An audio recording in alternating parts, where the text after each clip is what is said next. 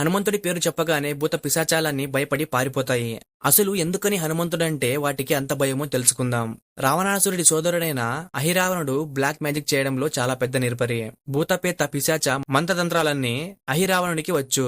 అయితే రామాయణ యుద్ధంలో అహిరావణుడు రామలక్ష్మణుల మీద బ్లాక్ మ్యాజిక్ ని ప్రయోగించి వారిని పాతాళలోకానికి తీసుకెళ్తాడు. రామలక్ష్మణులను కాపాడడానికి హనుమంతుడు కూడా వెనకాల వెళ్తాడు. పాతాళలోకంలో హనుమంతుడు అహిరావణుడితో ఎంతో యుద్ధం చేసినా అహిరావణుడు ఎంతకీ చావడు.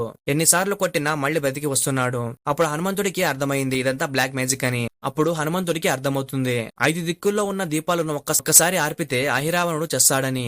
అయితే ఆ దీపాలను ఒక్కసారి ఆర్పడం ఎలా అని ఆలోచిస్తాడు. అప్పుడు హనుమంతుడు తన ఉగ్ర రూపాన్ని దాలుస్తాడు. అదే పంచముఖి హనుమాన్. అప్పుడు 5 దిక్కుల్లో ఉన్న 5 దీపాలను ఒక్కసారి ఆర్పి అహిరావణుడిని చంపేస్తాడు. అప్పుడు అక్కడ ఉన్న భూత పిశాచాలన్నీ హనుమంతుడి ఉగ్ర రూపాన్ని చూసి పారిపోతాయి. అందువల్ల అప్పటి నుంచి ఇప్పటి వరకు హనుమంతుడి పేరు చెప్తే భూత పిశాచాలన్నీ భయపడతాయి.